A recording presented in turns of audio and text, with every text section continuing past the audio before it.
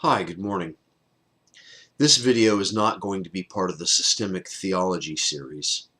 This video is going to be just a few random thoughts that I have, and as the video goes on, it's going to be manifestly obvious that these are just random thoughts. I've been wanting to um, take time and do more videos, but I discovered that I don't have a lot of time. There's been a lot going on in my life recently, and a lot going on with my wife recently, a lot going on with my job recently. And right now, um, it just hasn't been real convenient. My wife has been seeing a foot doctor now for a couple of months, maybe a little, maybe even over a year now. I'm not sure, but she's been seeing a foot doctor for several months, and he discovered something several months back that my wife has a bone spur. She's been complaining about foot pain. And so he made these boots for her, these inserts for her, and the inserts did hurt worse than anything else, hurt worse than just walking on it. And so far she's only found relief by wearing the special air boot that he designed for her. Well, she's still having pain and still having problems, so he did an MRI on her. And the MRI showed that there is all kinds of damage on her ankle and in the tendons and various things in there. And he suspected, and I'm not sure if the MRI showed it or not. I'm not sure, all those details. But there appears to be a cyst in her ankle that has grown so large that it has pushed things and broken things in her ankle. And this has been going on for a long time. The pain has shifted from the bone spur that was on top of her ankle to other areas in her ankle. And so for the longest time, she just ignored it and just ignored it. So eventually, as I said, she went and got this MRI. And the MRI showed a cyst. I think it showed a cyst. The doctor says there's a cyst there. And the cyst has, the word my wife used, exploded and grown larger. I'm no doctor. I don't know exactly the terms. I don't exactly understand a lot of the terms that they used, but basically, he boiled it down for her as he fears that there's a cancerous tumor in her ankle. He has sent her for another test and a CAT scan, and they're going to be discussing that within the next couple of days. And they're going to be discussing what options she has. He's going to do a biopsy on it. And both my wife and I both will not be surprised if it does turn out to be cancerous, because for the last couple of years she's also been seeing a cancer doctor, an oncologist, because there was some kind of she got some kind of MRI or something that showed a spot on her lung. They sent her to the cancer doctor. The cancer doctor sent her for biopsy. The biopsy turned out to be fine. Her lungs are healthy. But there are numbers and things in blood and things that the doctors look for that they didn't like. So they couldn't understand her lungs are perfectly healthy, but there's this weird looking spot and there's all these numbers. So what's going on here? So the next thing they checked was her thyroid. And Joe's thyroid is fine. It has a couple of knobs on them, but I guess everyone's does. And it turns out that her thyroid is fine, but there's still all these numbers that the doctor didn't like. And so, they just said, well, we don't know what's going on. So with the additional information that her foot doctor is providing, it's quite possible that the thing going on in her foot is a cancerous tumor, and it has exploded. And we know what cancer did to her father. And both of us have said through the years that we just, if I ever get this thing, just take me out in the backyard and shoot me. And obviously we're not going to do that. But watching her father die in that manner was heartbreaking. It was traumatic for everyone. And she's still not over it, really. And we know that the cancer doctor has said that there's these weird numbers, whatever those numbers are. And now the foot doctor's saying, we think we found a tumor in your foot. That would explain the weird numbers, the weird results that the cancer doctor is seeing or has seen. And we've been praying, we do believe in healing. We do believe that God heals. We do believe that God will remove sickness, disease, and problems in response to faith and prayer. And we know that there have been many people that we've prayed for that have died. We also know that there have been people that we've prayed for that have lived. The reality is we're all going to die. Unless the Lord comes back and catches away his church. The word we like to use there is the rapture. And Thessalonians says that Paul says in 1 Thessalonians, I do not want you to be ignorant, brethren, concerning them which are asleep, so that you sorrow not as those who have no hope. For this we believe, that if the Lord died and rose again, even so shall the Lord bring with him those who sleep. For the Lord himself shall descend from heaven with a shout, with the voice of the archangel. And the dead in Christ shall rise first, and then we who are alive and remain shall be caught up together with them in the air. Caught up. And that's the rapture. We're praying that happens before anything major happens, but the point is, the Lord may not come back during our lifetime. We do believe in the second coming of Jesus Christ. We do believe in the imminent return of Jesus Christ. But we know that we may not live to see it. And the doctor is telling us, I think you've got cancer. Her father died from cancer. Her grandfather on her mother's side died from cancer. So this has been on our hearts. This has been on our minds. She's putting on a brave face, and we say, well, what will be, until they say, yeah, this is it. And it's always that way. People say, well, if this was happened, then I'll do this. If this happens, I'll do that. The point is, we don't know what would happen to us until it does, what we would do until that thing happens. I've heard people talk about, well, if anybody tried to mug me, I would do this. I'd pull that gun away from him, and I'd slap him, and I'd do this, or I'd knock him on the ground, or I would, I've heard a lot of people say stuff like that. I never really gave much thought to what I would do if I were mugged. And then one day, I got mugged. And let me tell you, I didn't take his gun away. I didn't slap him. In fact, he slapped me with a gun.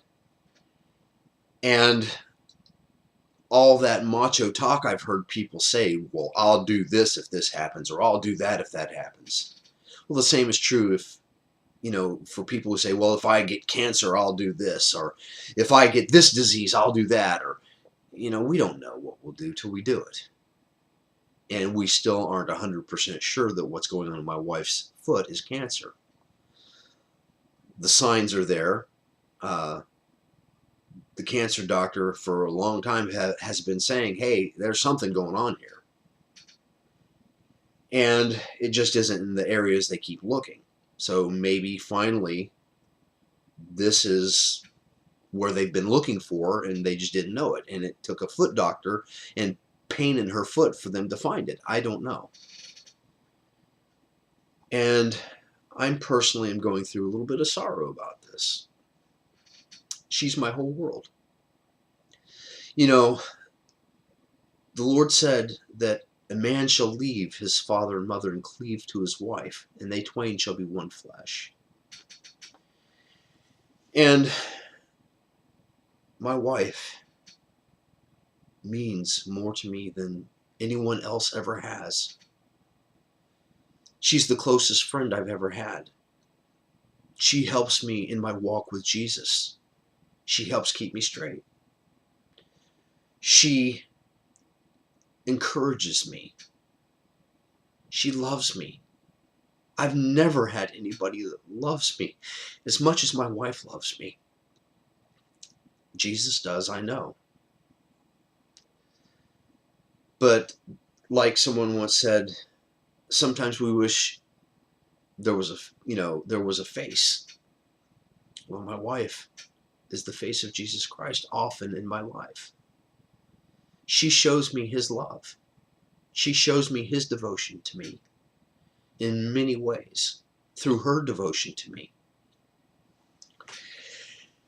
And I don't know what I would do if I lost her.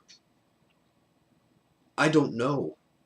I know that the Lord would help me, and I know that there would be healing and strength. I don't know. And there's also a lot of drama going on where I work. And I'm not a drama fan. Not at all. I much prefer comedy to drama. I much prefer happiness to anger and frustration. And there's a lot of anger and frustration going on at work due to changes. And these changes are inevitable because we've had change in personnel. We have a new manager, and we have new people hired into positions that needed filled. And they're bringing new ideas, and they're bringing new voices. And the people that have been there for a while are, nobody likes change. So there's a lot of drama, a lot of second guessing, a lot of gossip. And for me, that drama, that gossip, that negativity, that second guessing is far more stressful than the changes themselves. I think, we're getting new management in here with a lot of new ideas, and they want to try different things, and that's wonderful for me. I enjoy doing new things. I enjoy trying new opportunities. I enjoy going different places within my workplace and doing different duties. I enjoy that. It keeps things different. But by and large, people don't like change. And with any new person, especially a new person in authority, there's going to be change, and there's going to be uncertainty. And they're going to make mistakes, and they're going to try things that won't work. They'll try different things, and some will succeed and some won't. And that's just natural because there's a learning curve. And our new managers are learning. And so naturally there's going to be, that curve that throws everybody for a curve. And there's, among the people that have been there for a while, there's a lot of just negativity and gossip going on. And for me, that is stressful. Much more stressful than just the day-to-day activities. And it doesn't seem to matter that we have a new group of management, in management, a new manager and a new supervisor and whatever. The place where I work, we've always struggled with personnel, having enough people there to do the job effectively. That's always been a problem. It always will be. I mean, that's just the nature of the business that I'm in. I work in a kitchen environment, as I mentioned in a other video, and it's a retirement community where I work. It's a wonderful place. I've been there for 23 years. I couldn't imagine working anywhere else. And it would be just as devastating for me if I were to be fired or laid off for some reason as a death in my family would be. And I'm perfectly happy with, new things coming about and trying new things and going new directions. And you never know. Maybe one day they'll say, well, William, we're trying new things, and that means you've got to go because we want somebody else in here. It could happen. And that is probably not going to happen, but you never know. But that doesn't bother me. And I'll tell you why that doesn't bother me. Even though all the changes, all the difference, I realized 20 some odd years ago that my life in my hands, or my life in my times, are in the hands of God. That Jesus Christ is my Lord. And nothing is going to happen to me that he doesn't let happen to me. And if he lets it happen, it's going to be for a reason. Now, I also believe in free will. So that means that I could choose to do something stupid and get myself fired. Well, I'm going to work real hard not to. So whether or not I still have a job, I'm not worried about that. That isn't stressful to me. What is stressful to me is the just amount of negativity and upsetness that people are expressing because they don't like change. You know, one thing that this has brought about, I've noticed that a lot of the more negative people were negative when the other manager was present, when the other supervisors were present. That their negativity hasn't changed. But instead of talking about manager A, now it's manager B.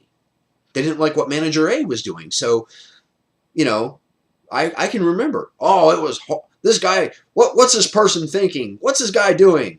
Now they're saying the same thing about manager B. What's this person thinking? What's up here? It's like, it's almost like that customer that can never be pleased. It's almost like that person that could have the perfect meal put before them. Everything exactly so. And they will still complain about something in the meal. You know people like that. And there have been things that have happened that I think, you know, as I said, the learning curve. They've made mistakes and we've all seen it. But I'll tell you what, I don't think I could do a better job. So I'm not interested in complaining about it. You know, and this negativity is an even further drain on what's going on in my life. And why I'm bringing all of this up is one of the prayers that I have prayed since I've given my heart to Jesus Christ, since I've got saved, since I have become a Christian, since I have chosen to follow Jesus. And I'm using all these words because I don't know who's going to watch this video, and I don't want to get into buzzwords that people who aren't familiar with them don't understand if I can help it.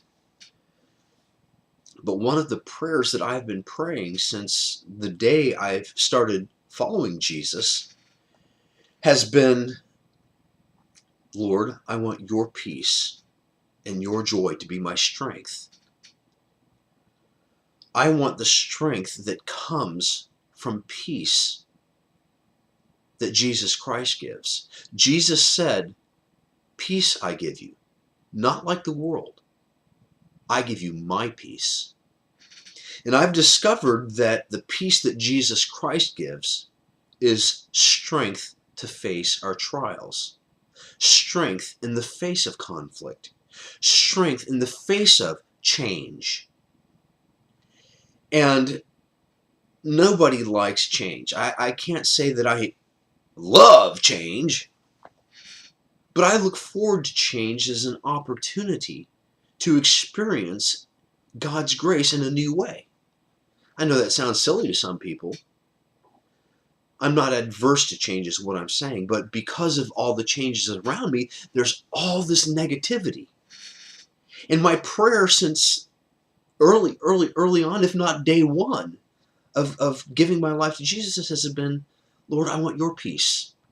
I want your peace in the middle of my storm. I heard a minister say once that sometimes the Lord says, peace be still to the storm, but sometimes he says, peace be still to you. And I've seen that that's so true. I've seen that. I remember once early on, I was at work and I was doing a new thing. And unfortunately, that new thing required me to be in front of a lot of people. And they were waiting for me. And because I was new at it, because I didn't know what I was doing, I was going very slowly. And a lot of people were upset. And they got mad and started calling me names. And they weren't being very patient. And I prayed, Lord, I can't do this. And when I did that, I said, please help. And the feeling of calm, the feeling of it's under control. It's like the Lord said, I didn't hear any voices, but it's like the Lord said, I've got this. Just do your job. And it was such a relief. But things were just as crazy after I prayed that as they were before I prayed that. The Lord said, peace to me. And I remember another time when I came to work and something crazy was going on, and there was, for whatever reason, there was a lot of turmoil, a lot of stress, a lot of going, and I prayed, Lord, help us, help. And it's just like suddenly, whatever the situation was, literally resolved itself. Well, no, the situation didn't resolve itself. The Lord resolved the situation. And everyone present said, wow, what just happened? We all felt the peace that came from Jesus saying to that storm, be still. So the prayer that I've been praying, or one of the prayers, has been, Lord, let your peace be my strength. Lord, let your joy be my strength. The joy of the Lord is your strength. I believe it's in either Ezra or Nehemiah when they were reading to the people the book of the law. And the people realized how they had sinned against the Lord. And they realized that they weren't living according to the word of God. And they were under a curse because of it. And they were all in the temple and people were weeping. Lord, we've sinned. We've let you down. We've done wrong to each other. And the sense of remorse and regret was so strong that the people were just crying and weeping and calling out to the Lord. And one of the prophets, it may have been one of the prophets, or it may even have been Ezra or Nehemiah, I don't remember, as I said, they said, do not weep, for the joy of the Lord is your strength. And we know that as the peace that Jesus offers, the joy the Lord offers is different than the joy the world offers. The joy that the world is after is the joy of the Lord, but what they are accepting and propagating is happiness. Happiness means good circumstances. If the circumstances aren't good, we're not happy. And that's just the way we're built. We are humans. We go through that. We want good circumstances. We want things to go our way. But what do we do when they don't? Joy is something that you have to experience. Joy is something you have to go through to really appreciate it. Most people have. Even non-Christians have experienced joy. And they can tell you that that joy was irrelevant to their circumstances. There was that sense of peace. Peace is part of it, but that sense of security, that sense of it's going to be good. It's going to be right. It is good. It is right. I've seen people at funerals experience joy in the midst of sorrow because they knew that their loved one was in the presence of Jesus Christ in heaven. Because they knew their loved one was going to be okay. Really okay. And joy and happiness aren't necessarily the same thing. Now, personally, I like it when I can have both. But I've been praying for a long time. Lord, let your peace and your joy be my strength. And with all the negativity going on at work, and with the doctor's reports that my wife and I have received, that my wife has received. Joy is something we need. Peace is something that we need. God's assurance that we are in His hand. You see, I discovered a long time ago that my life and my times are in the hands of the Lord. And this is what has enabled me to I shouldn't say almost, but to overcome that natural negative tendency that I have. I tend to be a pessimist. I tend to view things on the downside.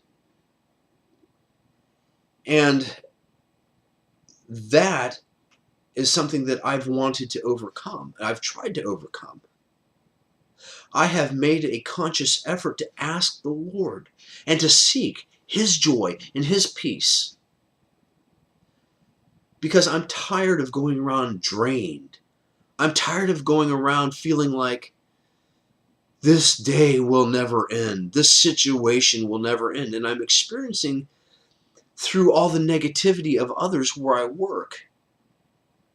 I'm seeing how it looks when I do that. And if I'm praying, Lord, let your peace and your joy be my strength, that means that this negativity, this griping, this gossip, how does God see it? I mean, if I'm watching it in all these other people, and I'm thinking, that's ridiculous. How does God view it? And if I think it's ridiculous in the lives of other people, why would I want to do it? So basically, in all of my situation, I'm seeking God's peace, and I'm seeking God's joy, the joy of the Lord, the peace that Jesus gives. And I want to encourage anyone that sees this video, whatever your situation is. Maybe you're the one who has received the bad news from the doctor. Maybe you're the one in your place of employment that you so depend on. I mean, we depend on our jobs. Maybe you've lost your job. Maybe there's a danger you will lose your job. Hey, it could happen to me. It has happened to other people where I work. Whatever your situation is, Jesus is faithful. Jesus is merciful. You can seek Him and receive His joy and His peace. That can be your strength. You know, I read something online not too long ago, and you can't always trust what you read online. But someone did some kind of study about gossip. Why is gossip so widespread in our communities? Why is gossip such a human thing?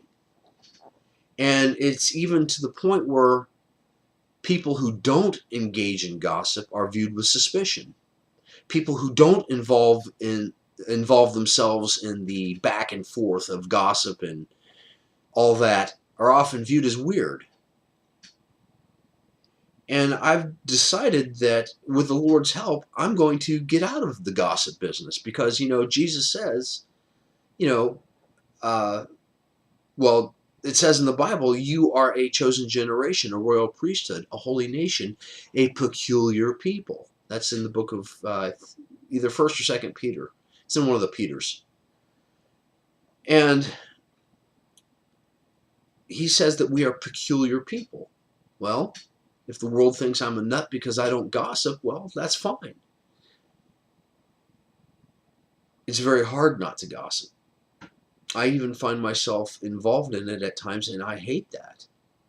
So usually my response to gossip, when people say, well, Bill, what do you think about this situation? Or what do you think about that situation is, I say something like, now is not the time to be considering sending manned missions to Mars. And then I'll go on about, the economy can't sustain such venture at this point, that if a private company wants to get involved and if they're rich enough to do it, then let them do it. But our government should not be thinking about sending people to Mars. And then that leads us into which politician or, which celebrity or, which TV figure, we would like to see go to Mars and stay there. But at least it deflects from the gossip. And I don't want to involve myself in gossip. And the joy of the Lord drowns gossip out. The joy of the peace that Jesus gives puts away that turmoil. And so I want to encourage you, whatever your situation is, ask Him. Ask Him for His peace. Ask Him for His joy, and He will give it to you. He's given it to me before. He's giving it to us now, my wife and I both. And I just want to encourage you. This has not been part of the systemic theology discussions that we're having. I'll do that again later. I just want to encourage you in your walk, in your life. Turn to Jesus. He will take your impossible situation and He will turn it around. We're all going to die unless the rapture happens. We're all going to leave this world one way or another. And it's my prayer that when I do, that I will be with Jesus. And it's my prayer that you'll come with me. There's a song that the Happy Goodmans were famous for, I'll Meet You in the Morning. And it's probably one of my all-time favorite songs. It goes, I will meet you in the morning, just inside the eastern gate. Then be ready, faithful pilgrim, lest with you it be too late. I will meet you in the morning, meet you in the morning, just inside the eastern gate, over there. I will meet you in the morning, meet you in the morning. I will meet you in the morning, over there. If you hasten off to glory, linger near the eastern gate. For I'm coming in the morning, and you'll not have long to wait. So keep your lamps all trimmed and burning, and for the bridegroom watch and wait. For He's coming in the morning, and will not have long to wait. It's my prayer that I will meet you in the morning.